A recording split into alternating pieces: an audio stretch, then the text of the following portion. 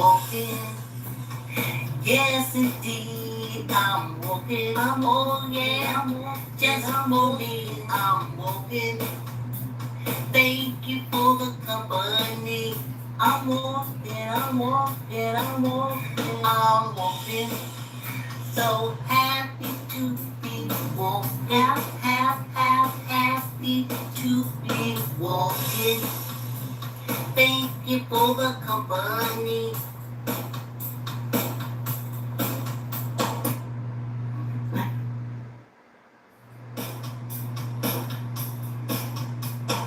Walking. Yes, indeed, I'm walking. I'm walking. Just for me, I'm walking. Thank you for the company.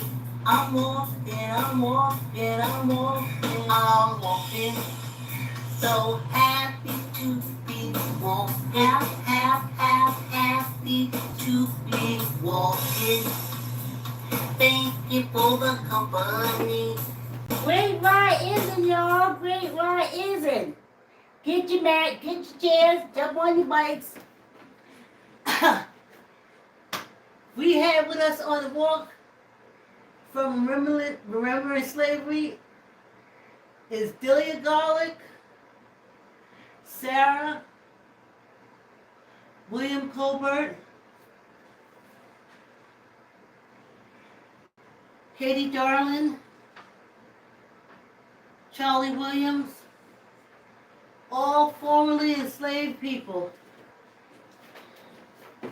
I call the name as I put it up there. Whoa, oh boy, this YouTube one is turned up way too much. You ain't supposed to see the background. You're supposed to see the backdrop. Hey y'all, Great Rising. Great Rising. Every day. Every day. Let's get this party started. I don't understand. Oh, let me turn this off. I left. Y'all know I'm in the basement. And you got a whole heating system and everything. So when I come down, I put on the exhaust. I open the window and the whole deal. And when I forget to turn the bathroom exhaust off. Hey, Great Rising. Ooh, gotta do some camera stuff. All of a sudden now, I think it's Facebook talking about moderators. I look at my stuff, and trust me, ain't no moderator going to need to be over here. You got to have people here to, to do the moderation. And a lot of people who would moderate with me, like my friends, did. My older friends, did. Well, now it's hard to tell because a lot of the dead ones came from the AIDS epidemic. So that's where I lost a lot of friends and stuff. So that's that. Then lost a few to the crack epidemic. And then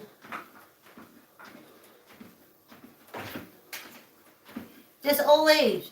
If they up at 7 o'clock in the morning, they on the job. At 7 o'clock in the morning, they don't go to retirement, waking up and exercising. I don't know what's wrong with these Facebook people. So, no. I look at the little thingies that come up with like who views, who sees. I don't got enough people viewing and looking to warrant no moderator, nothing like that. Those are people who got like 10 billion 10 billion followers. I mean, I love my subscribers. They say I got 140 something. But maybe 2 or 3 watch. I hope I'm, encouraging people to walk. Just walk. Just walk. And then everything will come after that. So, I don't understand that. I mean, when I started walking 2 years ago, when I did all my research and stuff, and I was like, yeah. And I was like, hey, would you moderate for me? The ones that are alive and doing stuff. But that was 2 years ago. I don't even got them no more. No, child. So, y'all can comment in the videos. I've commented on many folks' videos. Not while the video's going on, but, well, yes, sometimes when the video is going on, but those folks got like a gabillion people. So they need moderators. That's not me. Just my pace. Excuse me, just your pace, which is my pace. Like senior citizen stuff.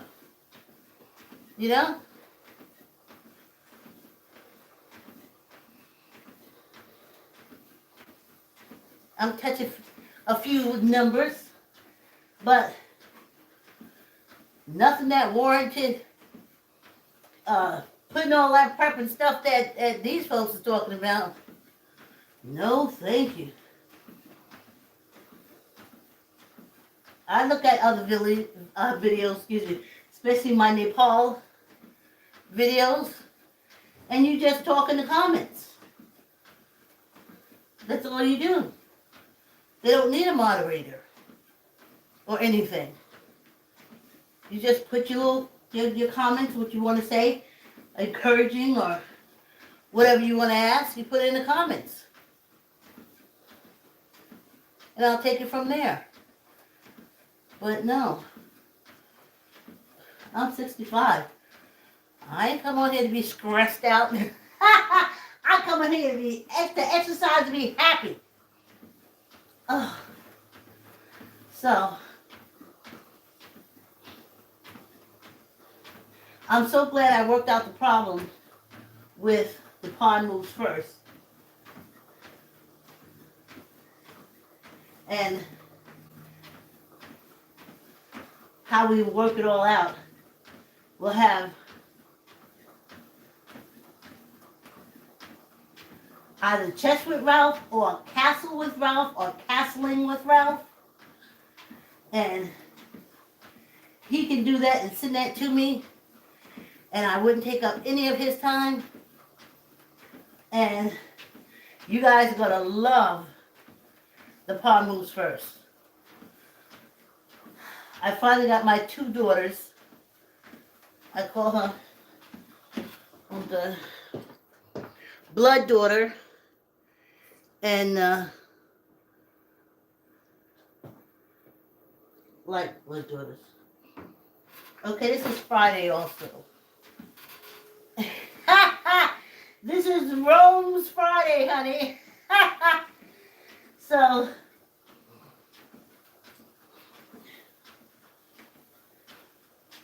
I still think about my goats, my Ashanti goats, and my Zulu cows. I think of it all the time. I can't wait to come back from the West. And I was thinking about this one, I'm going West. I don't think I've been to a state. Maybe. I have to look it up. Did Tulsa have enslavement compounds like they did across the South? Oh, I forgot. Y'all call them plantations. The enslavement compounds. Whoo, child. Because I went to Tulsa. I went to see who was. And that had to be I went to Tulsa in the late 90s, like 98, somewhere along there, to see the last survivors of the Tulsa, Oklahoma. The destruction of Greenwood, the Hatfields and McCoys. See, let me tell you, when I say Hatfield and McCoys, let me give you an example of the Hatfields and McCoys. Now, the Hatfields and McCoys. No, don't buy here. We don't want your kind in here. We don't want your money. Say fine. So they build Greenwood, and they keep their money, and they build themselves up. And then Hatfield and McCoy said, oh, we ain't getting that money. We ain't getting that money. And then they come and destroy and kill everything. But remember, that was our ancestors. That ain't us.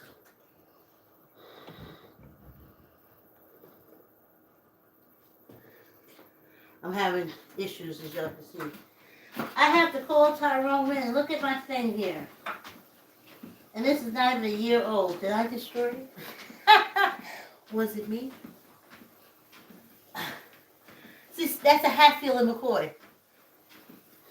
No, don't stand near me. If you stand near me, your color will come off of me and jump onto me. Your color will come off of you and jump onto me. Okay, so I won't come near you and I'll keep my money. Now you want to burn down my shit. You want to take my stuff. You want to destroy my stuff. When you the one that said you don't want my money. That's Hatfields and McCoys.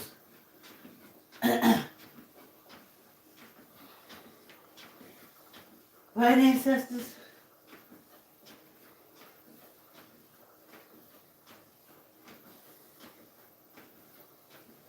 Yeah, I posted on Facebook. You came to me this morning. Probably one of the ancestors. I don't know which one. Your knight in shining armor has a knife. I was talking to my friend, and I said, he's a gentleman. We talk politics and stuff for years. And I said to him, I said, you know, what we don't teach our daughters is that men are predators. You can just hear him. Just a little flinch. Well, I don't think you should tell him. And he starts like that.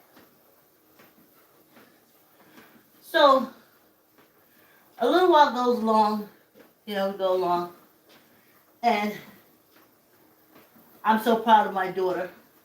She was in a situation with a lot of male cousins, and she always had her knife on her. If you understand what I'm saying, proud moment. Proud moment. If I had had enough sense to carry a knife on me, things in South Carolina would have been a hell of a lot different. So I'm very proud of her. So then, my friend says, oh, you don't know? I collect knives. I didn't say nothing. Did I just tell you? I told him that women need to be taught that men are predators just by nature. That knight in shining armor bullshit. He's coming with a knife and a fucking sword. And all you got is a long veil. What kind of shit is that? So I said, remember, your knight has a knife.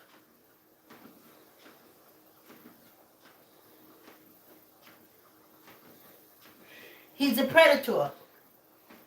It's in his nature.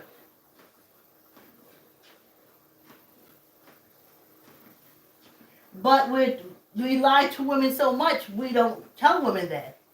Oh, he'll protect you. Okay, who is he going to protect you from? Others like him. Others like him.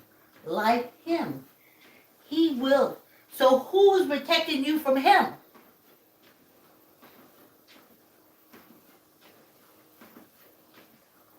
Where's your short shake? Where your shake at? I always kept stuff around. I told y'all that before. I used to keep oven cleaner around, oven spray, and people say, "Oh, you just putting stuff in your child's head and you making." Nah, nah. That's reality. I always had mine. So I had my oven spray that I used to put around. I used to have my little razors that I used to have around. I didn't keep like knives, like little knives, but not big knives because they could always be taken care from you. So I always kept little knives that I could deal with. And that was protection for me. I don't go out stabbing nobody or showing my knives and I'm big and bad or anything. It had nothing to do with that. It had everything to do with the fact that I know from my own life experience. And if you look at the statistics, they're not even telling you the statistics now of how many women, and we got to put out there these Hatfield and McCoys, and Hatfield and McCoys are just what they are. I look at Black Girls Unlost. How you take a man who's been in prison for killing 5 people and put him in your house and think he ain't gonna kill you. Just don't understand it. You don't have knife. You don't have blowtorch. You don't even have oven cleaner. You got nothing. When he go after you, you got nothing. And you know the man's a killer. Hatfield and McCoy bullshit. Oh, he would never hurt me. Until you tell him no for sex. He is totally sexually motivated. Oh, and I'll tell you about that when I come back. Oh, if I remember. That is the thing when we take our little breaks. To deal with my memory. Yes. Totally motivated by sex.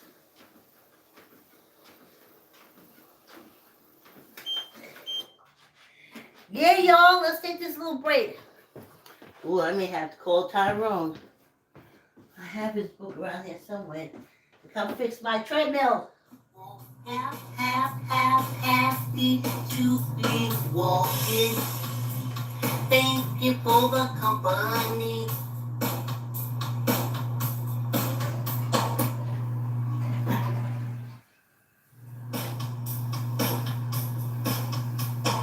Walking.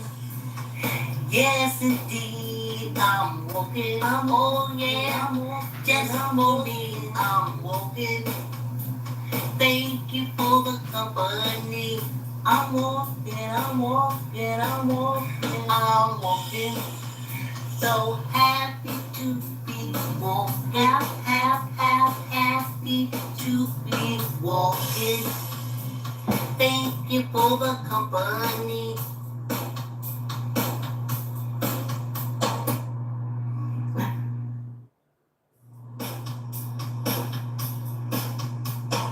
Walking. Yes, indeed, I'm walking. Yes, I'm walking. Thank you for the company. I'm walking. So happy to be walking. Happy to be walking. Thank you for the company. Yeah. So I do remember it was on True Crime Daily with Ed Garcia. I just remember her from another crime show, and she said, "This is Anna Garcia." That's how she used to scream it. From whatever show she was, but she was so bold. I just loved her for that. So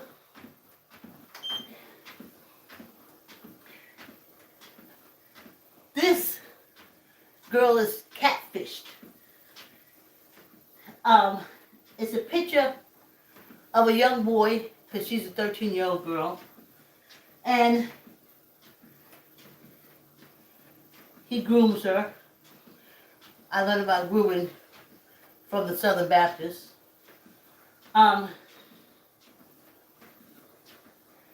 And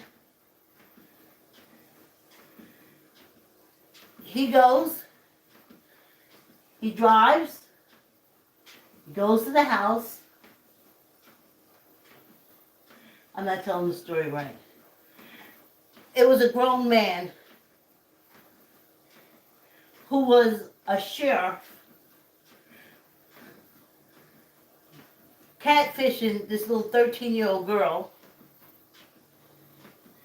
And allegedly, or maybe, they worked out plans where they would skip school and hang out together. He drives up.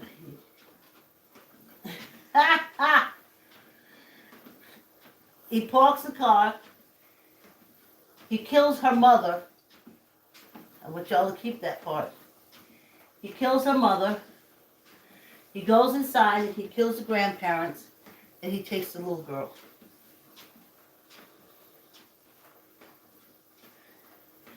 And before he takes the little girl, I said that the neighbors reported to the police because they saw him dragging the little girl out and she had no bottom on.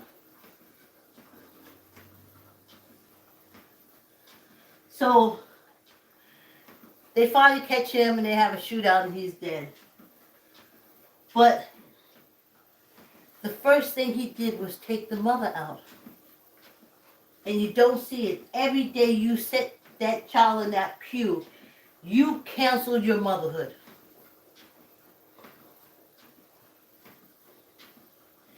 In them cults, women are nothing. And you take your child and you sit your child there and you tell the child, make the child learn that you are nothing when you are his everything.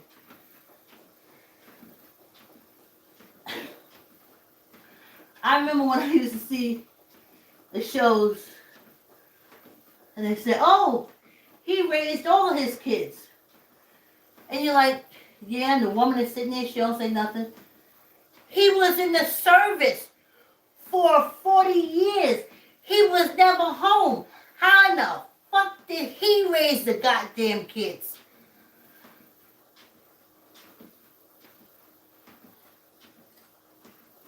You see that all the time. I said, wait a minute.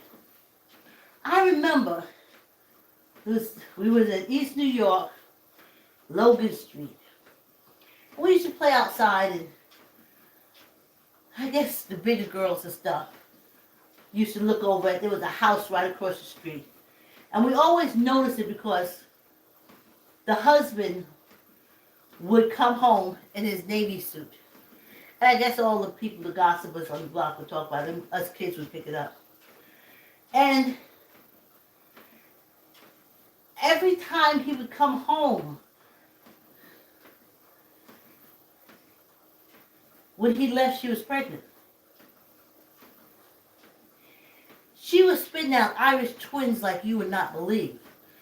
One born at the end of 1 year and the other one in the beginning of that same year. She had, and then he would be gone. And then you see her with all those babies balancing, moving. And the way it's reported in this man's world is they would say, he raised the kids. How is that possible? You gotta be there. But I noticed in stuff like that, like this, when the little girl being catfished and wound up being a grown man, the first thing he did was take the mother out.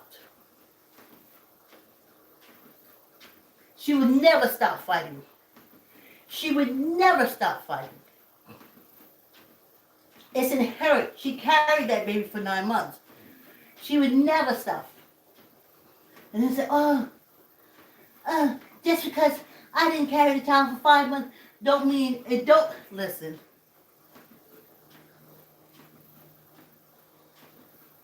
It means you ain't carrying for 9 months. That's exactly all it means. I did. Women do.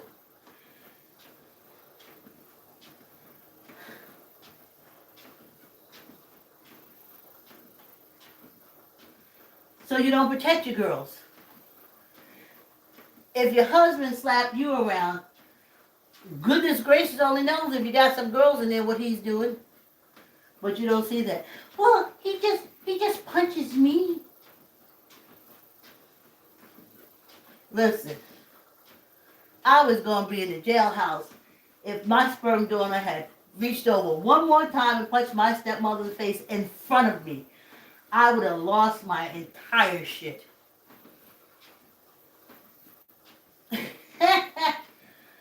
So it affects you. Or the other way, you just have girls that get married and marry men that abuse them, and the cycle continues.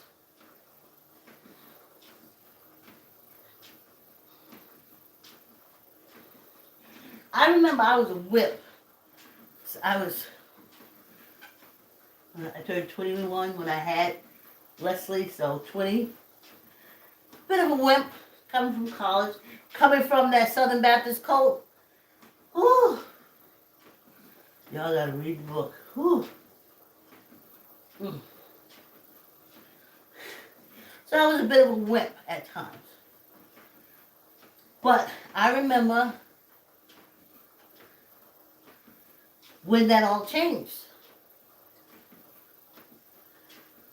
Now I'm working because we didn't get maternity leave. See, in men's mind, and gosh, this Hatfield and McCoy's society, men decided that it's easy to have babies, and you don't need to take no time out to have no babies. So you got 6 months where the job, no, 6 weeks where the job would hold your position. Now, I remember how I was like, I went back to work before 6 months and before my daughter even had her 6-month checkup, but it didn't matter to them. They just want you back on the job. And it's because I kind of left early because my daughter was so heavy. And then running up and down this train station and stuff, it got to be a lot. So that's why I had to come back early. But during that time, it was like, men were like, oh, it's easy. Just have a baby and come back to work. They had no concept, no idea. Your food is cooked for you. Your clothes are clean for you. Your bed is made for you. Everything is done for you, even down to sucking your dick. I can't understand how you could judge anything. But the first thing he did was take out the mother. And I can tell you, I know. And when I was young, after my divorce, and I would go around, you touch my daughter, I'm going to kill you.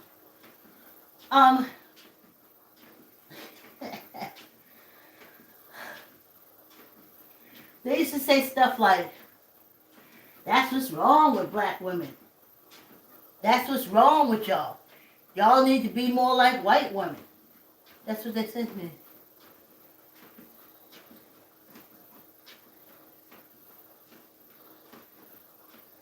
And I didn't understand what that meant. I didn't. Not in my 20s. I didn't understand what that meant. I know if I was on a train. Oh, so I was telling y'all with my daughter when I became a mother. So we were on the elevator. Like every day, coming in from work, everybody clouds on the elevator. And this morning, we all got on the elevator, and for some reason, this guy, and I remember he was a Hatfield and a McCoy, standing way too close to me. And I turned to him and I said, move your elbow turn yourself. You're too close to my stomach. And I said it just like that, as loud as I could. He turned, he moved, he's, oh, I didn't see her, whatever. And that's when the beast came out of me. And I was like, I will tear you to freaking shreds, you touch my daughter. And then, this is what I want to tell y'all. Change the topics.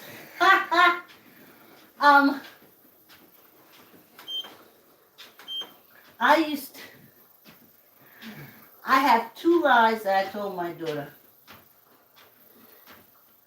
One was Santa Claus, and the other was, I can't die. I did, I told her that. I said, you don't worry about Mommy, Mommy can't die. Just random, we're in the kitchen. I think she was reading the headlines from the newspapers to me. And it was probably something about some man touching on some child. And the little girl was scared. So I just remember turning the day and saying, girl, I said, you know your mama can't die, right? And she said, you can't die, Mommy? I said, no, I can't die. I'm looking at the ancestors, they're smiling. They know. I said, nope. I said, so if a man touch you where he shouldn't, or how he shouldn't, remember how your mommy talked? She said, yeah. And he said, if you tell your mommy, I'll kill your mommy. I said, you don't say anything to him. You just smile to yourself and say to yourself, you can't kill my mama. I said, you just don't say nothing. Just try to get back to me as fast as you can and tell me what's going on. I said, I can't die and can't nobody kill me. And that's what I told her. So I went back and did say, listen, that whole Santa Claus thing is a lie. And I can die. But I needed you to be strong and not afraid when you were younger. So I had to tell you that I can't be killed and I can't die. And I told her. Now these women had their kids watch them get knocked from one side of the wall to the other.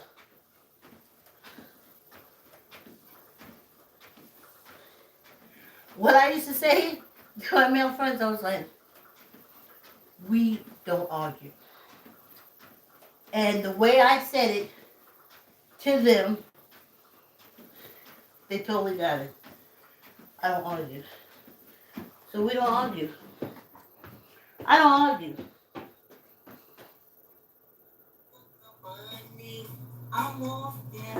Yeah! We don't walk tomorrow on Saturdays. Thanks for coming on the walk. Like, comment, share. Tell uncle, tell auntie, tell a cousin, tell a friend. This little half hour is over so fast. And you feel so good.